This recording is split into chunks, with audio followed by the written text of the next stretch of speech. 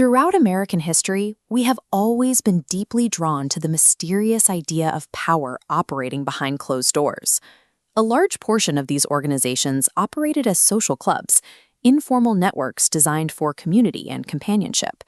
However, a select few evolved into genuine systems of hidden influence. One model of this shadow power took root inside elite universities. Hidden behind imposing stone walls, these highly exclusive groups were built to quietly connect future presidents, senators, and corporate leaders. Then there is the second model. In 1865, shortly after the Civil War, a different kind of organization formed. It started as a small local faction, but its name would eventually grow into a global symbol of fear and violence, the group known as the Ku Klux Klan. Both models relied on secrecy to shape American society. But where the collegiate societies used discretion to build private career alliances, the Klan weaponized anonymity to coordinate widespread domestic terrorism. By placing these two models side by side, we can track the different paths through which secrecy has been used to influence American life. Take a look at the operational method of the collegiate groups. The focus is entirely on restricted access and quiet, nonviolent networking among a highly curated group of peers. The Klan's origins in the Reconstruction-era South offer a stark contrast. It was not a grooming ground for the wealthy or well-connected, but a rapidly expanding grassroots movement, drawing from all walks of life. Their core tactic relied on pure intimidation. Operating under the cover of masks and nighttime raids, they used calculated displays of violence to generate widespread fear. The targets of this campaign were specific: African Americans attempting to build lives in the post-war South, along with anyone who supported equal rights.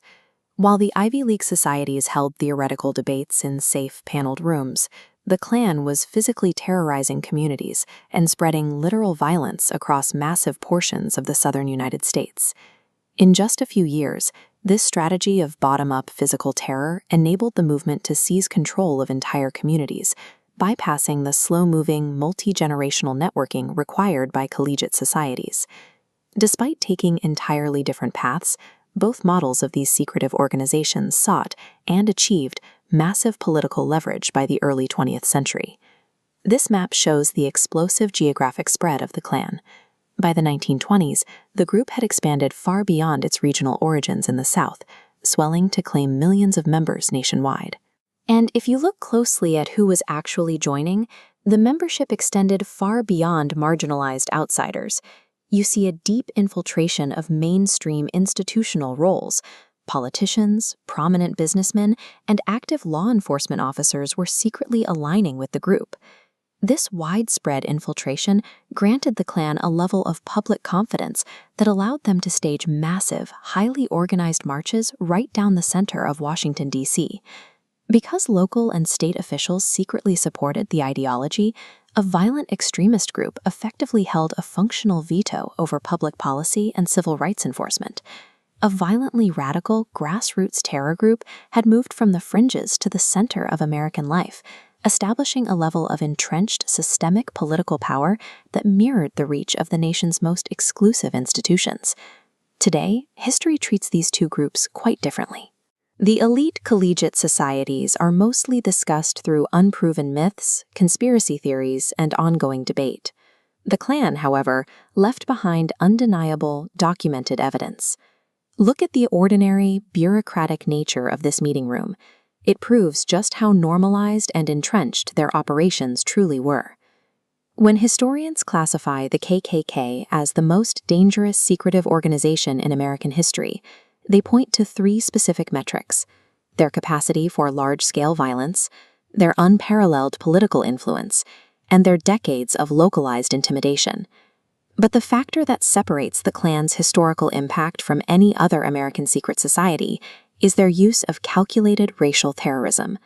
This heavily documented legacy of fear successfully shaped the physical and social landscape of American society for generations. Secrecy itself is merely a tool. While the elite use it to quietly shape individual careers from the top down, the grassroots weaponized it to enforce systemic, generational terror from the bottom up. When we hear the phrase secret society, the image that usually comes to mind is one of violence and illegality. groups hiding their identities while orchestrating campaigns of terror completely outside the bounds of the law. But the most effective covert networks in American history operated very differently. They didn't need to break the law to exert influence, because their members were the ones writing it.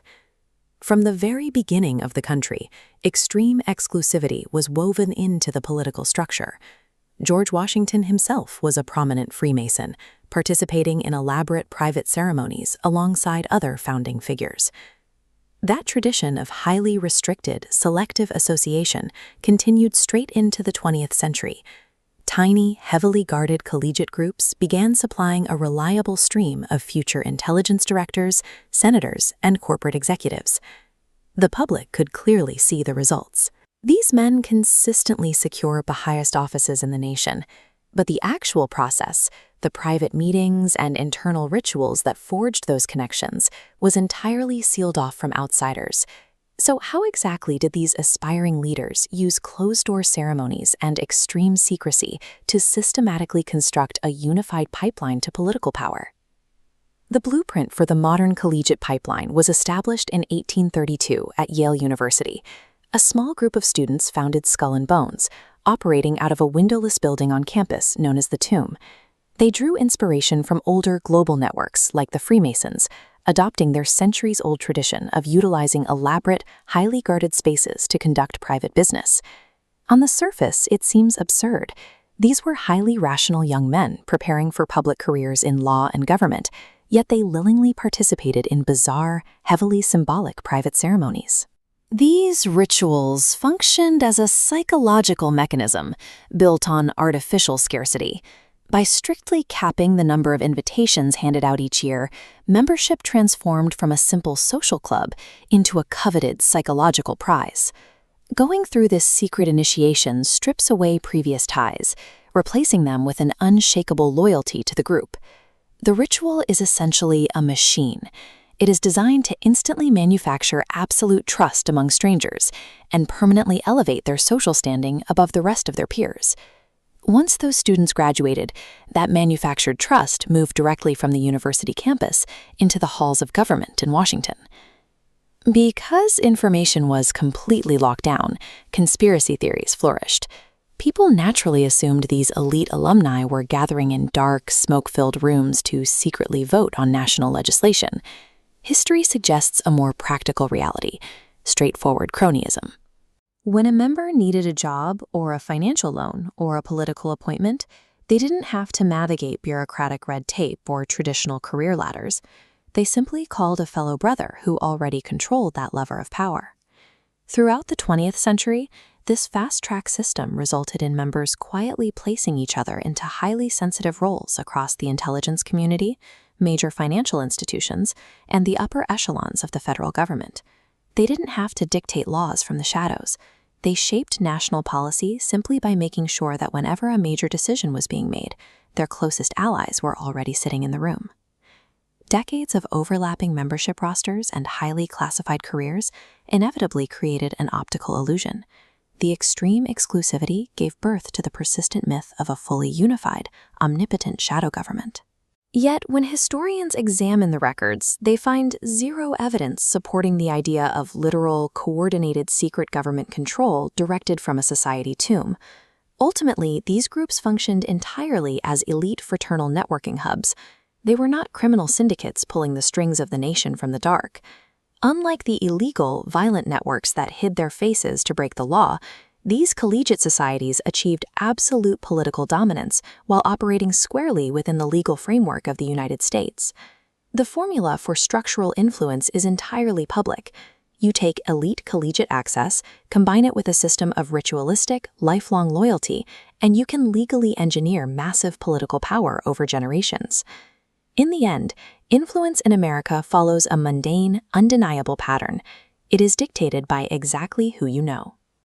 Every year, isolated mountain roads are sealed off by armed security checkpoints like this one. They guard private meetings for organizations like the Bilderberg Group and the Bohemian Club. Inside, some of the wealthiest and most influential individuals in finance and politics hold off-the-record discussions. Despite decades of speculation, there is no verified evidence showing that these specific gatherings secretly direct world governments. Private conversations are entirely legal, yet the moment a group deploys strict security cordons and a mandate of absolute silence, the public immediately suspects a conspiracy. This raises a question. Why do we default to assuming that closed doors hide malicious control rather than basic privacy? Our collective paranoia is a learned cultural reflex, a societal suspicion inherited from previous generations.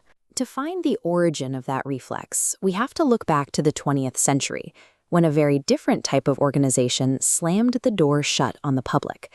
We fear modern private clubs today because the country remembers a time when absolute silence was successfully weaponized to construct a massive, functioning criminal empire. Throughout the 1900s, the American Mafia grew into one of the country's most dominant underground forces.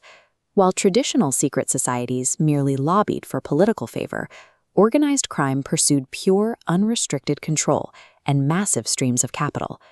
They built that capital by taking over the illicit goods trade, orchestrating large-scale smuggling operations that routinely ended up as confiscated evidence in police raids. At the same time, they cornered lucrative street-level rackets. They extracted millions from underground gambling rings, a problem so pervasive that civic leaders resorted to destroying the machines with sledgehammers for the press.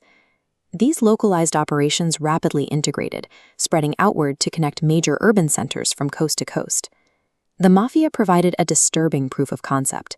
They demonstrated that with enough extreme secrecy, a sprawling nationwide criminal enterprise could operate largely invisible to the law. Generating millions in illegal revenue required a highly rigorous internal structure to keep the money flowing and the authorities out. They designed hidden leadership hierarchies, intentionally isolating the top bosses from the street-level soldiers committing the actual crimes. The only way a low-level operator could cross that structural barrier into the protected upper ranks was through a highly controlled, secret initiation ceremony. Entering the system required swearing a strict loyalty oath, binding the member to the family for life. These internal firewalls took thousands of disparate, violent individuals and forged them into a disciplined, impenetrable architecture of secrecy. The mortar holding that architecture together was omerta, the absolute law of silence. Omerta functioned as a non-negotiable survival mechanism, a protocol designed specifically to block police infiltration.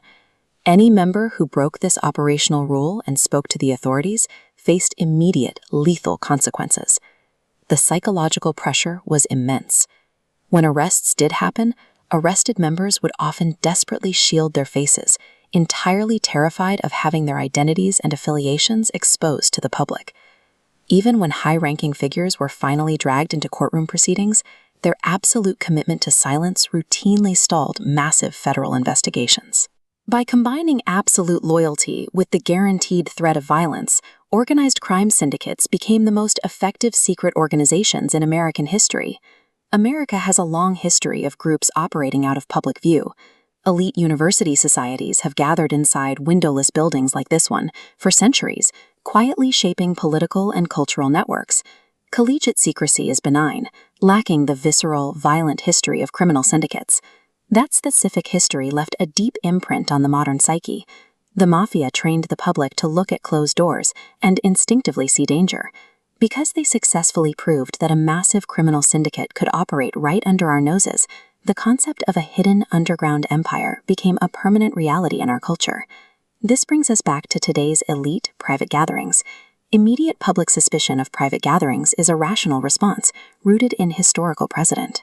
In the absence of verified facts, absolute secrecy acts as an accelerant, spinning up endless, elaborate conspiracy theories to fill the void.